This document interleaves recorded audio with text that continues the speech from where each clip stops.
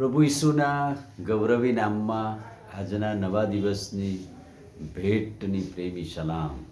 Praise the lord, hallelujah. ઈશ્વરનો આપણે આભાર માનીએ છીએ કે પ્રભુએ જે શરીરના જુદા જુદા અંગો આપેલા છે એમાં મૂલ્યવાન શરીરનું અંગ કોઈ હોય તો હૃદય છે. જો કે બધા જ અંગો મૂલ્યવાન જ છે, પણ હૃદય જે દિવસે બંધ થઈ જાય છે એ દિવસે શરીરના બીજા બધા અંગો નબળા, નકામા અને મૃત જાહેર થાય છે. એટલે હૃદય બાઇબલમાં માણસને બનાવ્યો ત્યારે હૃદય શ્વાસ જે ફૂંકવામાં આવ્યો અને હૃદય ધડકતું થયું ત્યાંથી માણસ જીવિત છે એ સાબિત થયું. અને એટલા માટે હૃદયના સંદર્ભમાં બાઇબલમાં ઘણા બધા અવતરણો પ્રભુના વચનો લખવામાં આવેલા છે, એ આપણે જોઈ રહ્યા છીએ. આજે બે વચનોમાંથી કેટલાક મનન આપણે કરવાના છીએ હૃદય વિશે. યિર્મયાહ પ્રબોધકનું પુસ્તક 17મો અધ્યાય અને 9મું વચન. એમાં દેવનું વચન એમ કહે છે, હૃદય બહુ કપટી છે. હવે બાઇબલ જ કહે છે કે હૃદય સૌથી કપટી છે, તે અતિશય ભૂંડું છે, તેને કોણ જાણી શકે? માણસ તો જાણી શકતું નથી કે બીજા માણસના હૃદયમાં શું ચાલી રહ્યું છે.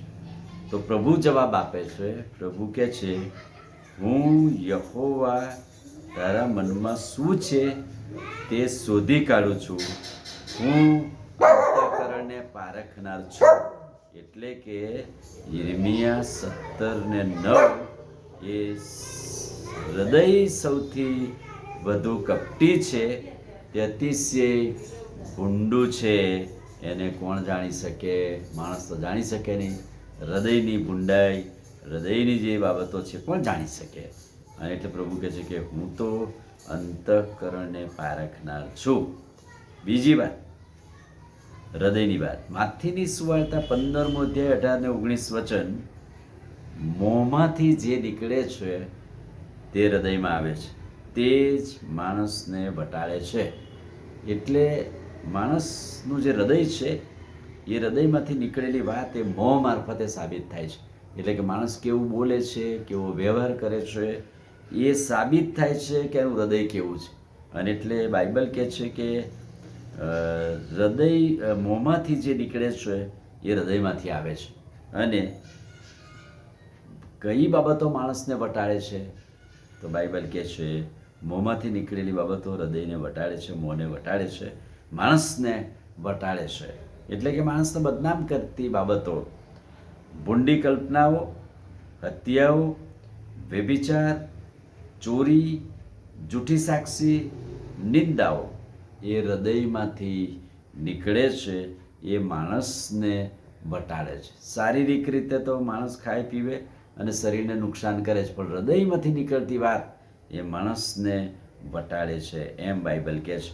તો આ બંને વચનો મારફતે 2-3 વાતો સ્પષ્ટ છે. પહેલી વાત, તમારા હૃદયમાં શું છે તે બહાર આવે છે.